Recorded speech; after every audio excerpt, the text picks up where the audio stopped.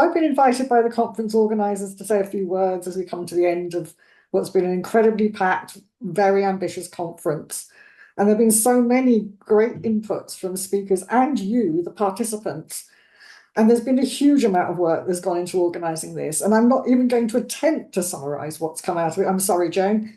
There's just too much. And it would be foolish to go there at the moment because there's an awful lot to process. There's a lot to build on and a lot of learning, including, as always, for those organising events. But I hope you found out some interesting stuff. And I hope you've made some new connections with people in organisations.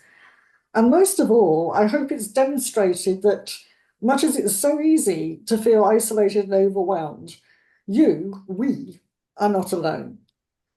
I think it's also demonstrated the scale of what we're up against. In many ways, COVID has starkly revealed what was there before. Professor Stephen Reiter described it as a barium meal that went through the body politic and revealed it to be rotten to the core. The devastation to public services, the lack of democratic, in fact, any real accountability of government and its public infection prevention control and other bodies, a legal system that isn't fit for purpose, isn't accessible, regulators who have been neutralized, and the failure of our billionaire-owned mainstream media to challenge and inform. And I have to say, a BBC that is just not doing its job of unbiased reporting.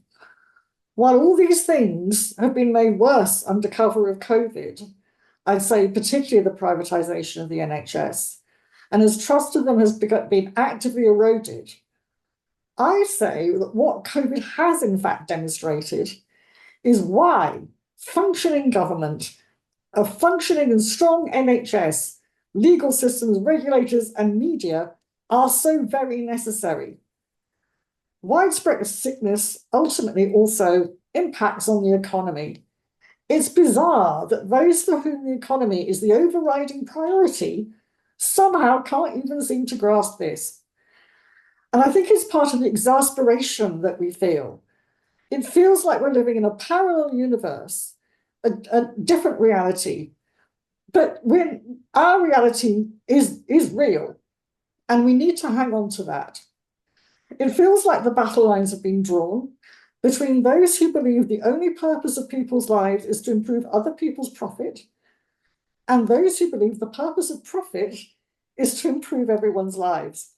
Mm-hmm. The wealth of the richest, in fact, increased during the early years. And the problem we've got, one of them, is that disaster is profitable. So the impact of COVID has been really wide-ranging.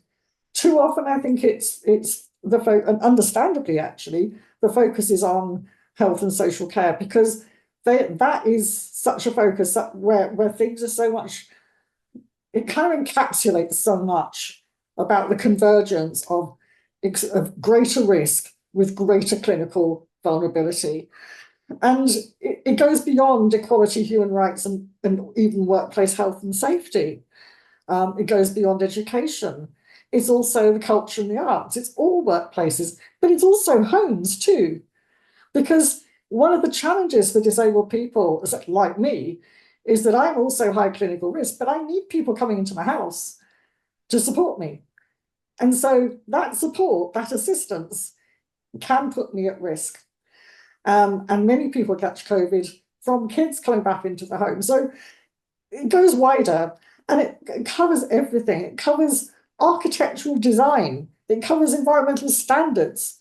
It certainly covers hate crime because the abuse and hostility that people wearing masks and others experience is just off the scale, actually. Is so unacceptable. And it's a fear that anybody wearing a mask or has to wear a mask feels we're ready for the punches. We reel before we're punched. And sometimes we are. Access to justice, well, we may have rights on paper, but do we have them in practice? Because if we don't have them in practice, they're not actually rights, because rights are about being able to enforce and get redress. And if you haven't got that, they aren't. They're just not right. They're aspirations. And I think there's also been problems around even criminal law, whether it's about reckless endangerment, whether it's about corporate manslaughter, whether it's about people being revealed as having behaved in ways that surely are fraudulently, are criminal, but they're not being held to account. And the risk is that some of these people, the price they pay is a few uncomfortable hours being grilled in an inquiry spotlight, maybe a day of tricky headlines, and then everybody moves on. So the conference, just to wind up, is a starting point. Is just a start. It must not be an end point. I'm sure we've all been to conferences where we've had a great day, met lots of people, come away feeling great, and then it all just goes away. And it's like it never happened. That must not happen here, because what really matters is what we do next. The action we take individually and together.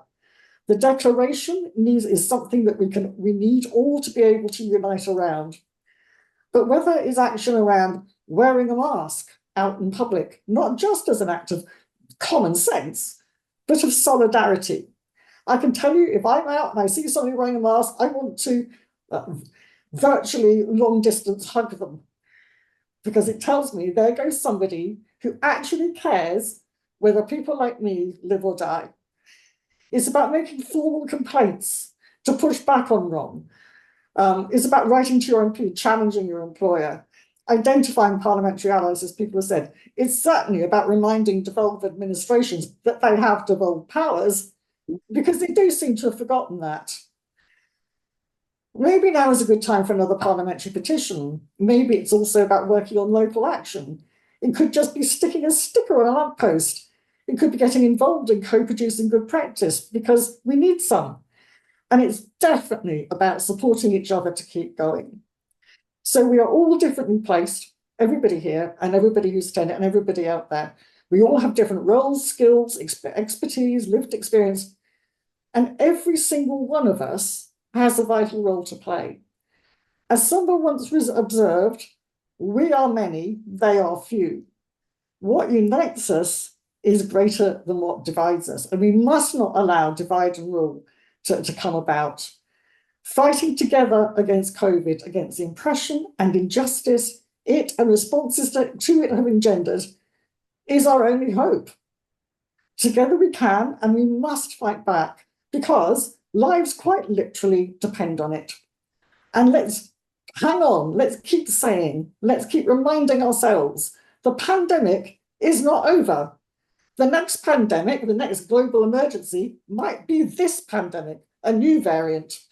So let's take care, because certainly for people like me and many others, we're still stuck in our house. We're not going anywhere. And our prospects of being able to leave our homes safely anytime soon, well, they're not there. And let me tell you, 4.5 years of living lockdown, precarious lives, where are the human rights there? Anyway, to go back to it, the pandemic, as I say, it's not over. But what is so important is to take care of ourselves, of yourselves. This is hard. This is grueling. And we can each only do so much. And I think sometimes maybe we beat ourselves up for not doing more. But we have to take care of each other too. And others will pick up the baton when we need to take time out. And remember, critically, where we are now is not inevitable. There has been so much learning on new air technology, types of mask, nasal vaccines. In Latvia, there was a device to monitor CO2 remotely in your kids' classrooms.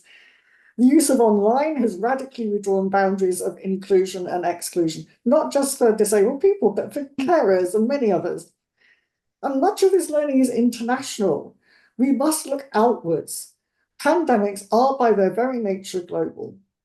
The tools are there, and more are arriving all the time to build not back to the old normal that didn't work for so many people, but forwards and better. Good luck, everyone. May the force of solidarity be with you, and I do hope our paths cross again.